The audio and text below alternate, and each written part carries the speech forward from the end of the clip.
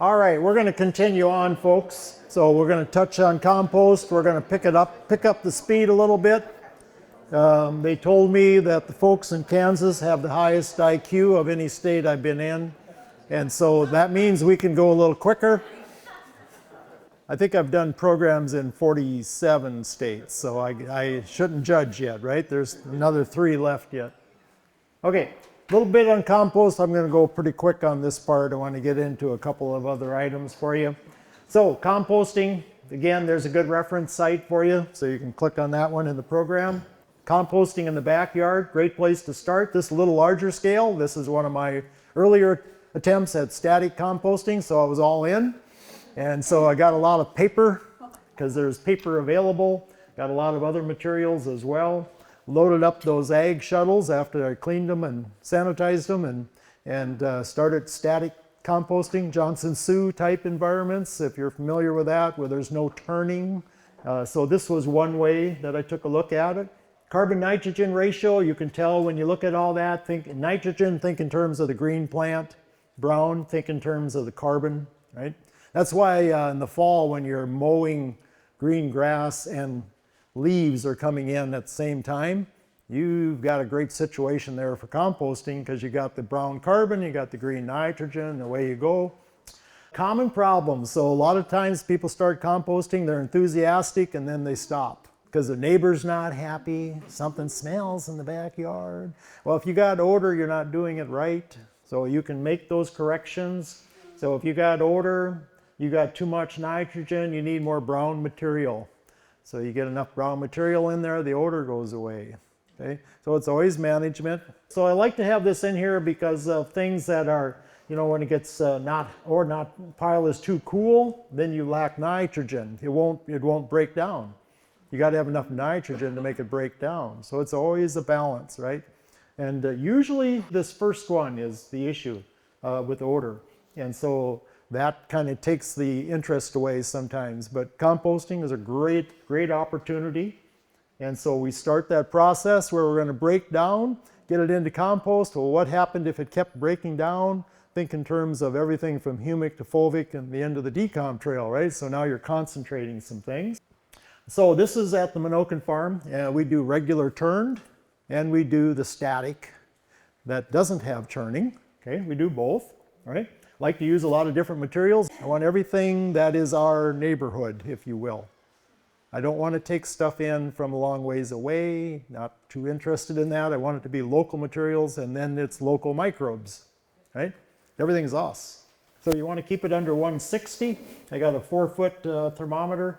Keep it under 160 during that thermophilic stage so it doesn't get too hot. So if it gets too hot, it's going to make some alcohols. It's going to kill the biology. Okay, and then I send it in for analysis. You don't need to do that, but I like to do that because then I got numbers to look at, and they're so exciting. And so you start looking at that. There's even a pH on that. I know you're not going to read that from where you're at. I think the pH says 6.5 or 6 point something. I can't see it without my glasses, but it's pretty neutral. So that's a nice environment. I'm going to hold positives and negatives on there, if you remember. And so away we go, right? Compost quality is a concern.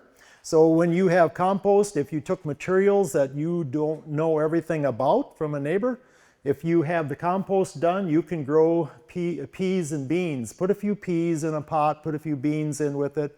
If they germinate and grow well, everything's probably going to be just fine, all right? That's a lot better than several $100s to do a toxic test on it in the lab, okay? So just do a few plants. No, you didn't. On this particular one, I didn't. I paid a price. That's why I emptied out that entire high tunnel, okay? Because I had contamination in it. I got this for free from the horse people.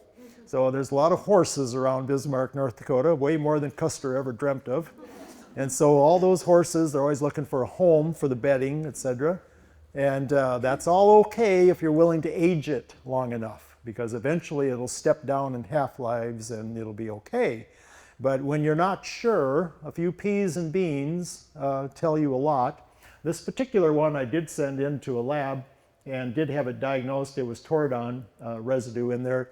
was sprayed on the plant, plant went through the horse, went into the bedding, went into the compost pile, went into the high tunnel, created a lot of trouble. How long is long enough for that? So for this one, they told me it would have needed another 2 years to become safe.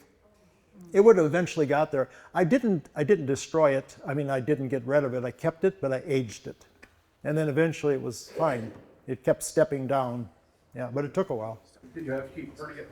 So what I did is no, I didn't. I stored it in a pile and I just walked away from it for a few years. Yeah, and then it eventually was fine. I grew the peas and beans second time around, Dennis, and then I was okay. Yeah. So this is evidently how we have to learn sometimes. But the plants didn't like it, as you can see. They did not like it, okay? And the bad thing was they wouldn't quite die. If they would have just died, I'd have felt better, but they kind of hung on, you know. Made it worse, you know. So I use aeration. You see these tubes in here? So this is static compost. I put the tubes in. I got a cover on here, a grass mulch on here. These are tubes. You got to have air tubes. If you're not going to turn it, you got to have tubes in there for airflow. Okay? If you don't, it'll produce alcohol. And microbes and people from Kansas, neither one do well in that environment when that becomes available, right? So you want airflow in there, right? You want airflow in there. And then I collect the leachate out the bottom because our German heritage says we don't waste anything in our environment, so we collect the leachate too. And it's very nutrient and biologically rich. So why not? Why would I not collect that, right? So those are just some of the worms we keep. Kind of gives you some idea because I put those in as well after the thermophilic stage, after the heat comes down. You don't want them in there at 160. They don't do well, okay? This is what our high tunnel looks like in the spring. And so I'll go ahead and I'll take the sunlight away from that cover crop. That one was cereal rye. I'll take the sunlight away for 10 days. And then it's ready to plant into, okay? Okay, let's get into the cover crop. So this cover crop's in the high tunnel. If you want to be an overachiever, there's a picture of it. That one's a little big, okay? You can do a lot smaller ones, but sometimes it's kind of fun to put a big one in there and just let it do its thing and build aggregates back, okay? So sometimes I'll take a bed and do that as well, but farming in the high tunnel, that's kind of like farming in the tropics, right? It's humid and a lot of water. This is more normal of what I do. And so I'll get a grass, I'll get different species in there, but it's important to get a grass in there. You need the fibrous root to build back the aggregate. Because in vegetable production, there's no grasses typically. And so you bring the grass in, you got a fibrous root, you can build it back, okay? So this is what some of these would look like. I like to use some different species because they all give off a different sugar exudate. So do you think this cover crop stage is giving me an exudate? Is it in the first 4 to 8 weeks? Yep. It's cranking away. Yep. There you are. No sunlight. I don't want sunlight hitting the... Oh, I'm sorry. Go ahead. You say in so many days, or can you tell by when you start going through a phase where they start putting seeds or seed stalks? If you're getting to the point of a seed stalk, that exudates... Oh yeah, that exudates past, yeah. If you're going to a seed scenario, now it's reversing because it wants to make seed. Yeah. So by the time you see that start to happen, you're past. Yeah, you're in prime right here. Yep. Then I cover it, take the sunlight away, usually minimum of 10 days, depends how good the cover is, right? And then it looks like this on the right side afterwards. And then I plant into that. There's virtually no weeding in this high tunnel. Virtually no weeding. Yes? So then you don't remove any of it, you just plant right there? Yes, plant right into it because toward the end of the summer, this is all gone. And then the more active the biology gets, the quicker that goes, because that's the food supply. Yep.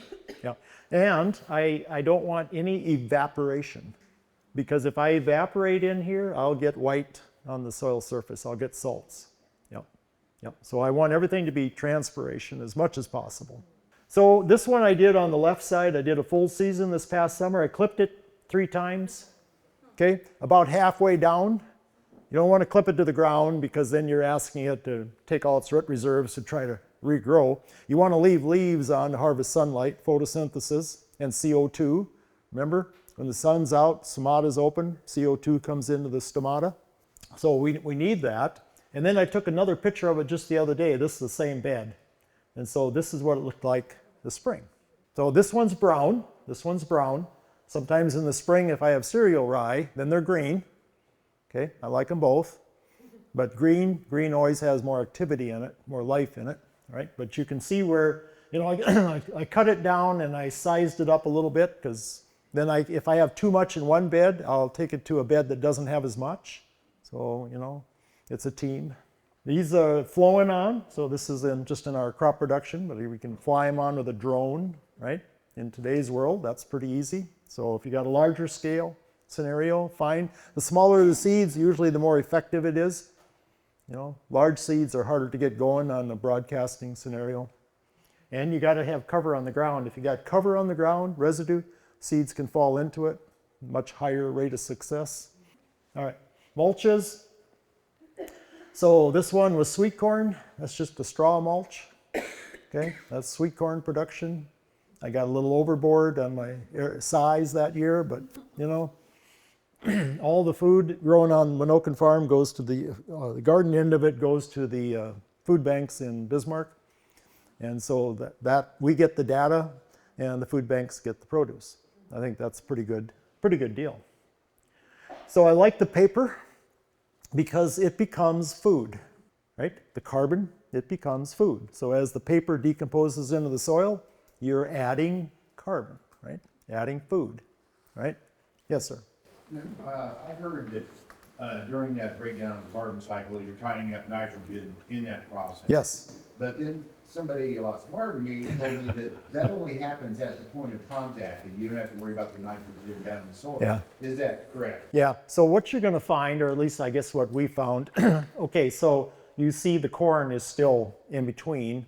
So the paper's up to maybe 2-3 inches away from the corn row, okay? And then we used compost to secure it. There was no tie up in that environment. The other thing about it is the first time your soil biology sees you do something different, it's always more impactful than once you have the system going. Once you have the system going, it's seen it before, right? But if it's never seen it, it's going to take it a while because some parts of the biology have to shrink and some parts have to expand. And so it needs a little adjustment period. And so different types of paper, this one's pretty thin. So this one was pretty thin. It decomposed by beginning of September, but then plants are big and so no issue, right? This one is alfalfa. And so this one is 6 to 8 inches of alfalfa on top of the potatoes. So the potatoes are just laid on the ground, and then you put the alfalfa over the top, and then you walk away from it. That's the hard part, right? If you got a lot of German heritage, you don't like walking away. You got to stand and stare at it because you're going to do something to it, right? And so this is potato production. The other thing in here is there's some vine crops in here, because sometimes there's a potato doesn't fill in as much or that type of thing. The vine crops will fill in wherever the potatoes don't. And so that's a nice environment. I've done this probably 10 years or more. I've never had potato beetles. Did you seed the alfalfa? You seeded it right at the same time? No. That was alfalfa hay, I'm sorry. That's alfalfa hay, 6 to 8 inches of alfalfa hay on top of the potato. Yep. On vine crops, are you talking small like peas and beans? These are volunteer gourds. Okay. And they will fill in voids. Yep. Once you leave a gourd, it's probably going to be with you. It's all right. But the potatoes are very healthy. And when you harvest them, you lift the plant up. Just lift the plant up. So there's no digging. And then the alfalfa on hay on top of that soil, decomposed, where's the most nutrient-rich place in your garden the next year is that place. But if I'd have dug the potatoes out, then I lose soil structure, right? Because this is soil health principles now. You're stepping into the principles, okay? There's a difference between talking them and doing them. This is the principle. So earlier you had alfalfa hay as like spoiled hay. It wasn't like taking a brand new bale. This was a brand new bale. And then with all the leaves, it packs pretty tight. Yep. So when you put it out and left it, you didn't fluff it or pack it. So we did fluff it a bit. It's on a big round bale, and we get enough of us behind it and push it, roll it over the potatoes back and forth. And then, yes, I am going to do some fluffing on that, because otherwise with a new baler in today's world, that's dense. It's really dense. So you do need to fluff that a bit. That's what I do anyway, because my analism doesn't allow me to do it anyway. Alfalfa can pack tight. It can pack so tight it won't come through. Yeah, that's what I'm Yep. hearing. So I do fluff that a bit. The other thing I like to throw in is peas because they will elongate as much as the potatoes will. Yeah. So you Okay. didn't harvest the alfalfa, that was, you're just letting it die? So that was alfalfa hay that we put on top of the potatoes. That's the potatoes coming through, the alfalfa. And then that alfalfa just decomposes right down into the soil. Yep. Next spring when you plant there, you won't see much alfalfa, but the soil will look great. Yeah. So this one is alfalfa mulch. Well, that was back there. But alfalfa mulch and bale. So I also do some bale gardening.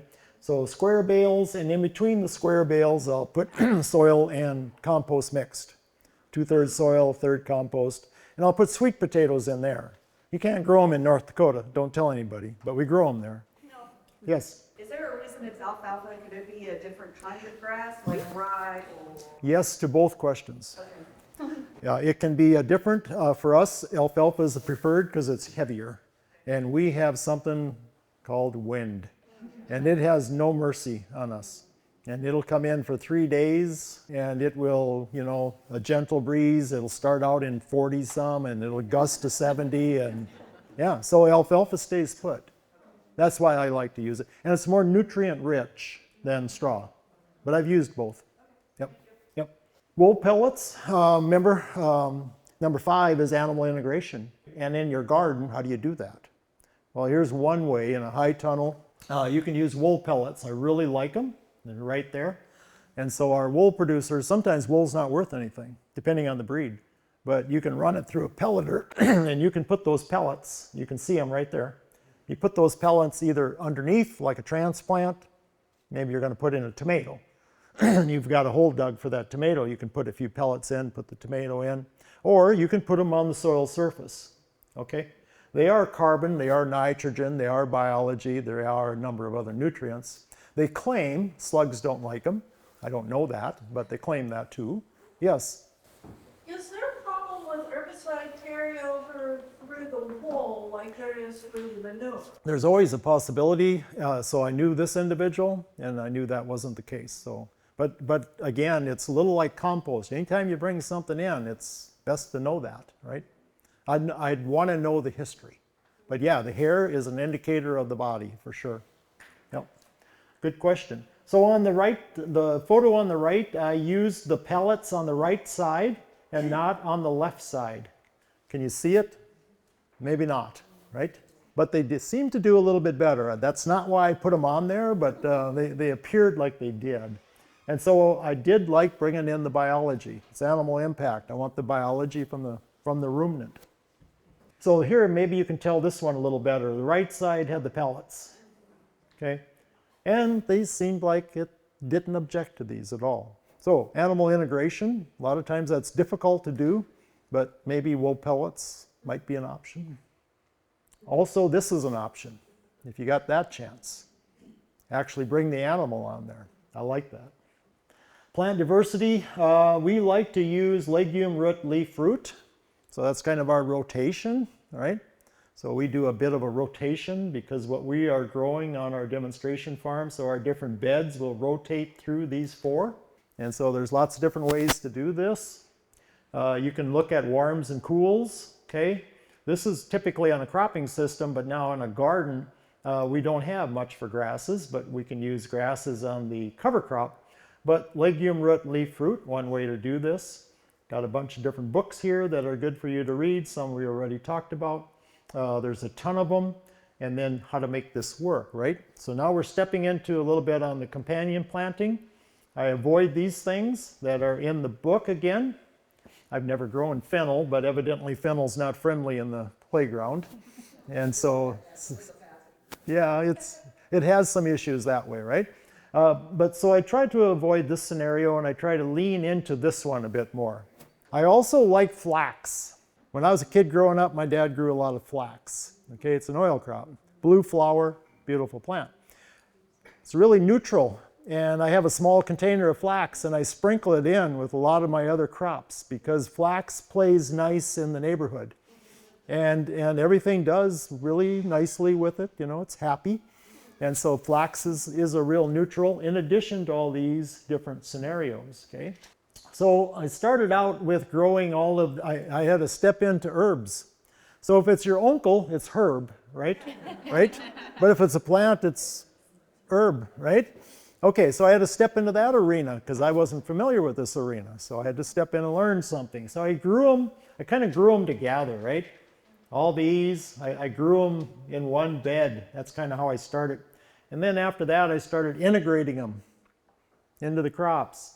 Onions and carrot, leeks and spinach, cucumber and dill, chives and carrots. So I started to find my way because I get less pest trouble. I have a healthier plant and taste.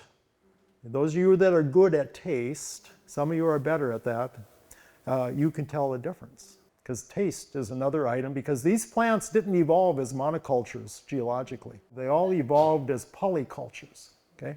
And so different combos, Swiss chard is one that you can just keep taking, right? Just unbelievable number of times you can harvest Swiss chard, as I found out. So these are all different scenarios, just different options. There's lots of them, and there's lots of information on it. Talk to grandma, she'll probably tell you, right? What else? Flowers. So I had to learn about the flowers because flowers need to be in a garden for a number of reasons. They're great rotationally. So you rotate them into any bed where you might have had a disease issue or anything. They're really good at breaking up rotations. They are really good in terms of color because you want to think you need all the different colors. If you're going to bring the insect world in here, you need different colors. Yellow is huge. Yellow is big. Yellows and reds. Those, you know, so zinnias, balsam, if I grow the giant zinnias, they'll go to the roof. They'll go right to the top of a high tunnel. So you got to kind of find your way. First time I grew them, I had never grown a flower in my life. I didn't even tell anybody I was going to. But I grew those flowers from seed, and they took off, and away they went. I was amazed at them. Tomatoes, basil, and parsley. Want the tomatoes tasting better, right? So you bring in all the plant communities. Muskmelon and marigold. Nice one. Keeps away insects. If I do have an insect, an aphid issue, I take the leachate and I will add some molasses to it, and I'll put it on as a foliar, and the aphids have to move on because they can't digest that. And all I used was the leachate coming out of the bottom of the compost, and I added a little molasses to it. The bricks got too high for them, and they can't digest that. It didn't kill them.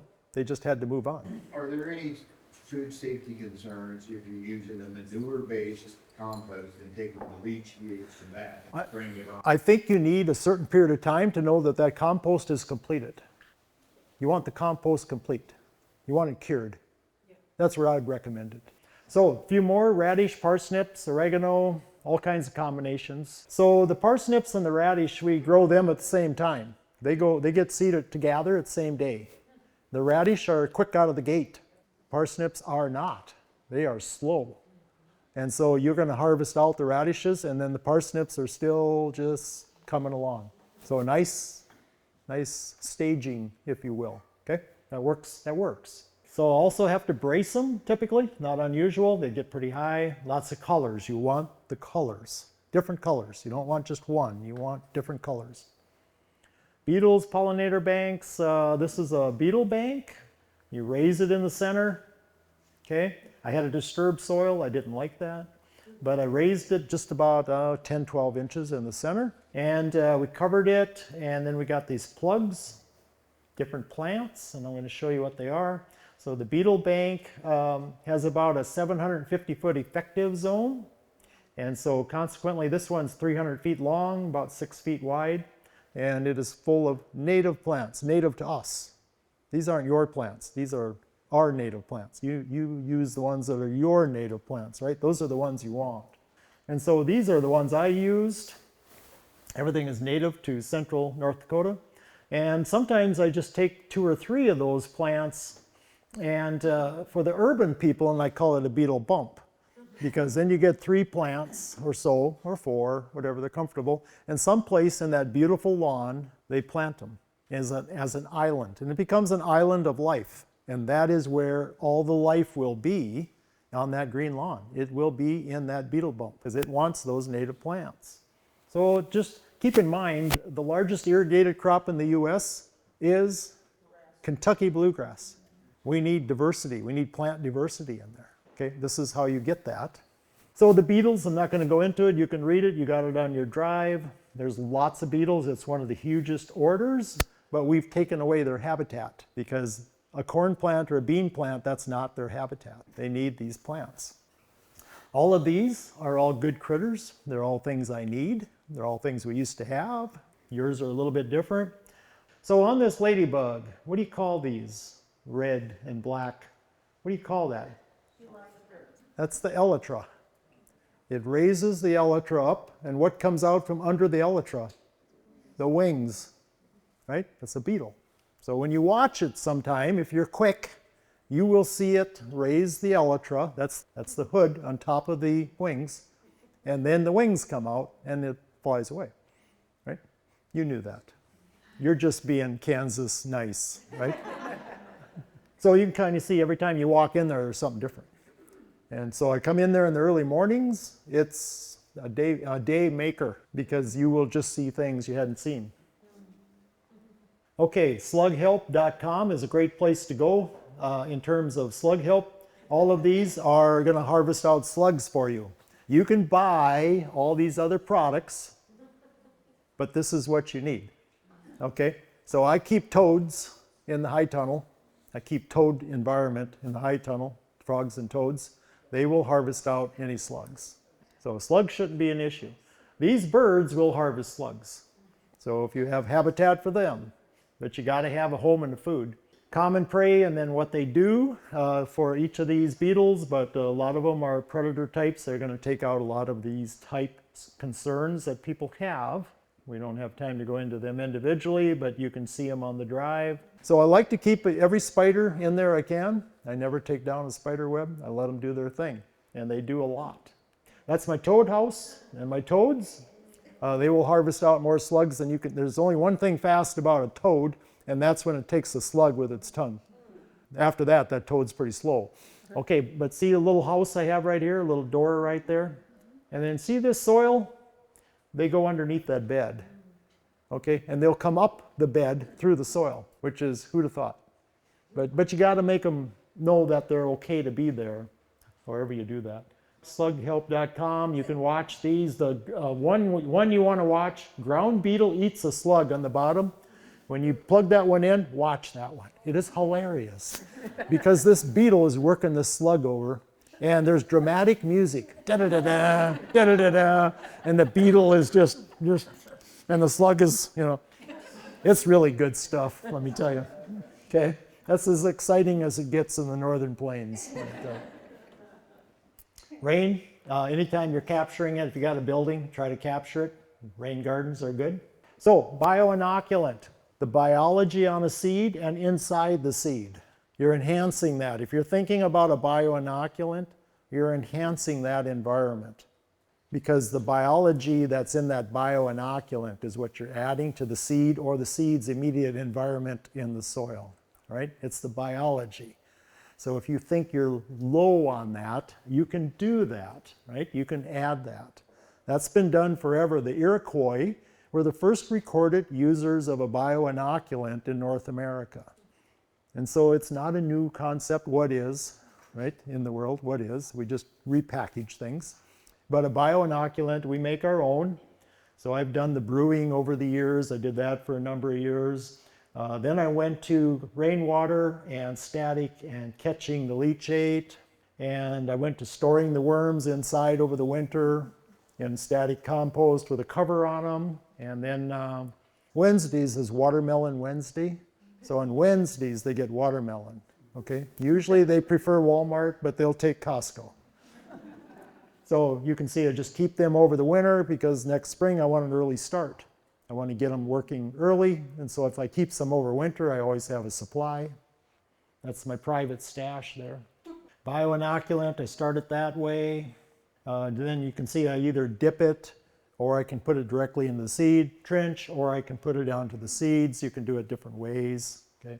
And that runs that high tunnel. So there is no insecticide, there is no fungicide, there is no commercial fertilizer. This is what runs it. Plus, if I have a issue with insects, I take the bio-inoculant, add the molasses to it, put it on as a foliar. So I do the seed, and then usually I do 1 or 2 foliars during the summer. So it's seed coating. 2 to 3 weeks later, I'm probably going to apply a foliar. Another 4 or 5 weeks, depends on what it is. I'm going to apply a foliar. I don't like spending money. I like making my own, and I like doing the analysis on it, and I like to know what I have then, right?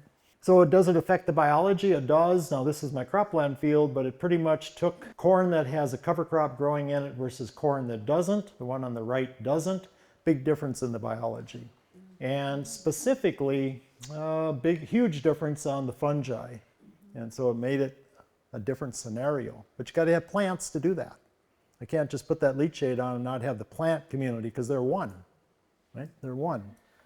Food quality, I've done my first stepping into analysis for density the last 2-3 years, looking at the density levels. That's the learning process. I also do the medallion labs. That's General Mills food grade lab for looking at pesticide in your food. And so I started stepping into that as well. That's a real learning curve. Just getting set up in their lab is a learning curve because there's so many options that they offer. So just stepping into that, we're not going to get into that. But again, if you are looking at growing food for your family, I commend you for that, because I think we should.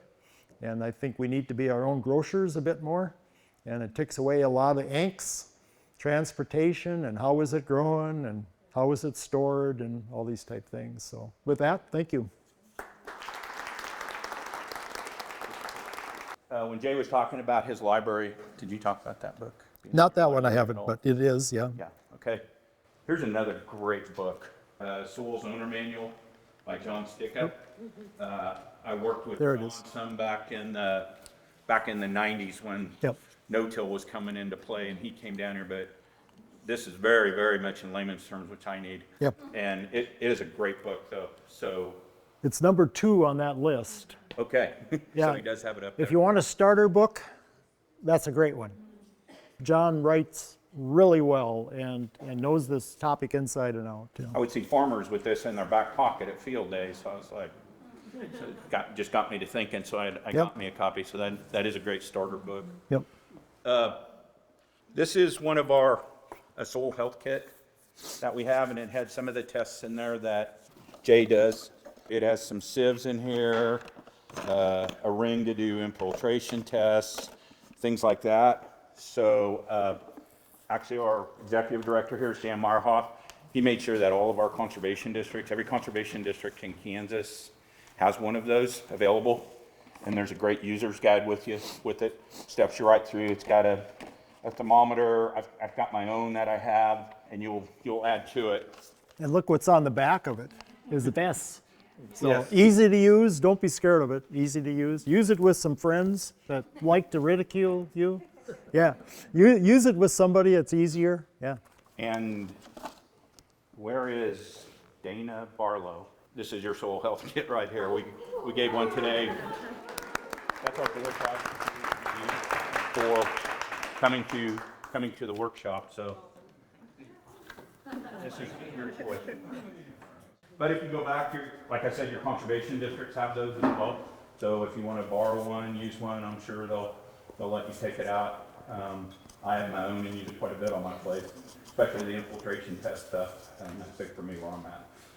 Where I'm at in my cover crop career. Just one last item, Margette, you wouldn't put some soil in this side, and I'll put some soil in. Yeah. We'll just, I'm the good guy. Is this going to be the green right there? Yeah, you can just take that out of there. All right, 2 types of soil. Yep, the one Margette has had a little harder life, and this one's had a little bit easier. Oh, you can put it in, it's okay. Good. Yeah. So we'll give them a minute, because what's going to happen now, we should see some air coming out, right? Because we said it's 25% air in the soil. So we should see some bubbles starting to slowly come out. And then the pressure will build up as the water comes in. It'll create a pressure. Now, if the glues are strong enough, it'll be stable, water-stable aggregates. If they're not strong enough, they will start to slake off, meaning peeling off of the mothership, right? So you got a larger clod, if you will, PED, and they will start, and it's just millions of little aggregates, and so they start to slide off. If it is stable, the water will come in and it will just sit and look at you, all right? So you can do this at home in whatever environment, but your soil has to be dry.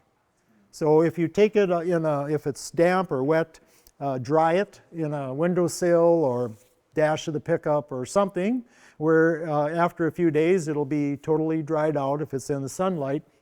And then it'll go ahead and it will be ready for this test, the Slake Test, but it has to be dry. And then what you'll see, this is why the first half of my career I built structures in North Dakota. I built diversions, I built waterways because we had such erosion. And this was in the 80s, okay? And then we started to slowly move into some no-till systems and over time brought in cover crops and these type things.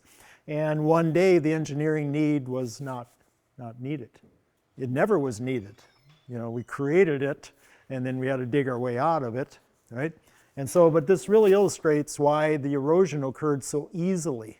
If it rained, it just took off across and it just cut gullies.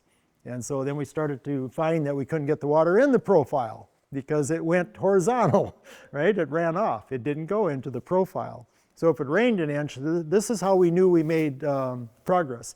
When we first started, it rained, and you'd say to somebody, how much did it rain? 65 hundredths. It was always in hundreds, right? 65 hundredths. Well, I had 75 hundredths, or I had 40 hundredths, or whatever it was. And then eventually it became this. How much rain did you get? All of it became the answer. Then we knew we were there. Yeah. So it's just an easy to do thing. You can do it at home. It's something with a little height so you can actually see the slaking. Otherwise you can't see it as well. So you want a little height. These were cheese ball jars from Walmart. Someone had to actually empty them. And away you go. So a little bit of wire, a little bit of netting. I like to cut out the bottom to stress the PED. So you cut out the bottom, puts a little more stress on it. And then you can have something that's just regular screening, but doesn't need anything particular. Since we have some time, Q&A, anybody have any questions? Yeah, questions. Questions that we can confuse the issue on. Yes? Any recommended labs or test methods for compost or leachate analysis? Yeah, I think find a lab that you like to work with. I don't have one over another. If you have a local lab, something local would be my first thought on that. I've tried to stay with a lab once I start because sometimes they use different processes, different equipment. I don't like going back and forth between them so much. I like to stick with a lab once I kind of start. But I think any of those labs, go onto their website, see what they offer. And so I do soil health assessment, which includes all the standard information for organic and inorganic nutrient, both. And so organic is in the stable form and then it has to be processed. And so you start to find your way on that. And then I do a PLFA, which is the biology, soil food web. Phospholipid fatty acid, it's just the biology. So I do those two and they aren't horribly expensive. I get a good deal. I get a good guy discount when I send it in because we're a soil district. I work part-time for a soil district and they get a nice discount of something like 25% or whatever. So, but those aren't horribly expensive. And then you can also do the compost tests there as well. Mine go to Ward Lab because I've known them forever, you know. And I don't like changing because all that data was set up there, you know, and so I try to stay. But any of those are good, yeah. And you don't need to do so terrible frequently either, you know, depending on what your purpose is, right? Or again, it goes back to that written goal, you know, that'll determine your frequency too. Yes? What, do you know some organically friendly ways of being rid of bindweed, thistle, and Johnson grass? Oh boy, oh boy, wow. So, so what are their minerals, right? That's the first thought that would come to my mind. What minerals do they process? So the Canada thistle, did you say Canada thistle was one of them? Thistle is noxious weed here. For us, that would be Okay, so they would, it's a perennial, right? Yeah, yeah, very similar to our environment. We call it Canadian thistle. Canadians don't like that, but yeah, that's the name that's on it. So for us, we can take care of that one with mowing. We can also do some things with sheep and goats. Those are environments, but some of those are more difficult to handle than others. I don't have a Johnson grass I'm not that familiar with, so I don't know that I'd be your guy on that one. But a lot of the other ones depends on what environment you're in. Are you in a gardening environment or a crop? What we want to do a wildflower bed. Yeah. Living using wildflowers. Yeah, I would probably start with cereal rye, because trying to take anything out without another plant is really difficult.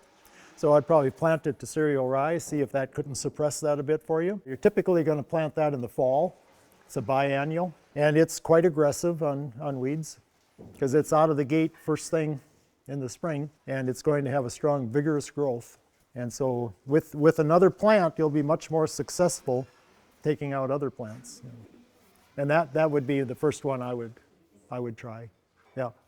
Hey, could you talk some more about your compost tea extracts and biological inoculants? Okay, so I think we just got into the tip of that. But I do the analysis on that, so I send it in to get the biological analysis on it, because you are increasing the amount of biology that you're going to be putting into that seed trench. Now in the garden, we're going to put it into the seed trench itself, or onto the seed, or both. If it's a transplant, you saw the video of just dipping it into the leachate, okay? And then during the growing season, I put the leachate on as a foliar, because you are augmenting the biology on the leaf, right? Your leaf is full of biology. The plant is full of biology inside the plant. That phloem and xylem, and the definition of a plant is just not this lignin material, it's the biology that's in it also. A plant is full of biology, like us. Is there some kind of reference in terms of dilution when you're doing the foliar? So I don't dilute mine, but you can. I have a lot of it, and so I haven't diluted it, but you can. A lot of people do. If you dilute it, I would use like a rainwater. You don't want chlorine or chloramine in it, because that will take out all the biology. Yeah. But you don't need to dilute it. It's pretty friendly. Yeah, there's nothing wrong with diluting it. Absolutely, nothing wrong. As long as you got a good, safe water source, yeah, or especially. How long are you making the extract? Is it just a flush through the compost, and or are you diagrams of stirring it? I started out with just a livestock tank. It was maybe 700 gallons. And I filled that full of compost, right? Because then I added the worms, added the aeration with the tubes, and then I added a cover. And then there was just a hose out of the bottom into a bucket, if you remember that slide. That's more than you need for a garden, all right? That's way more. You can go a lot smaller than that for a garden, all right? But then we decided, let's do the cropland too. Okay, well now I needed larger volume, so then we built a concrete pad. And I put the aeration on it, okay, just tile drainage is all it was, went on top of the concrete, because 2% slope on the concrete. And then I added the compost, and then we added the worms, and then we added a cover, alfalfa hay cover. And I ran that for a couple of years. And let's see. Okay, I don't think I have a photo, Margette, of my newest pad, sorry. So long story short, I put it on a concrete pad. It drains continually unless it runs out of water, obviously. If we get a good rainfall, I don't do anything to it. But I also have drip lines on top of it that I can put rainwater on it if it gets too dry. And so there's always a little weeping. I don't want a big flush. I just want a slow little weep coming into the tank. And that'll give me 1,000 gallons. And then I can go ahead and I put 4 gallons an acre onto the cropland, right in with the seed trench. And so it's just a little larger scale garden. That's all it is. And so that's an environment that works pretty well. The other thing I was going to mention, if you have parts per million, a lot of times you have parts per million come up on your soil test. And you're like, well, what's that in pounds per acre? Okay, so take the depth of your soil test in inches. So if it was 6 inches, you would take, and let's just say the parts per million, let's just say they are, what does that got? 1863. So there was 1863 parts per million. Okay, so that 1863, you take times the depth of your soil test, in this case 6 inches, and take that times 0.3, and that'll convert you to pounds per acre. Okay, so anytime you see that, that's in your program. Anytime you see that, that's an easy fix, right? If your real rough calculation is just take it times 2, that'll get you close. But the real way it's supposed to work is take your inches of the depth of your soil test, in this case 6, but sometimes it's 8 or 12 or whatever. Take it times the parts per million, take it times 0.3, and the reason 0.3, there's 300,000 pounds per acre of weight, okay? And so that's why the 0.3. And that'll get you pounds per acre. So just a little help aid, because that's kind of confusing sometimes, right? Yeah, but the bio-inoculant learning process for me, but I think you're augmenting the soil food web. And where you're going to see the most impact is where you have the poor soil. If you're seeing no impact, maybe you've hit utopia, right? Yeah, yeah. Any other questions? Lunch is ready. Perfect. To be served. We're not going to fight that. Grab lunch and thank you. Thank you.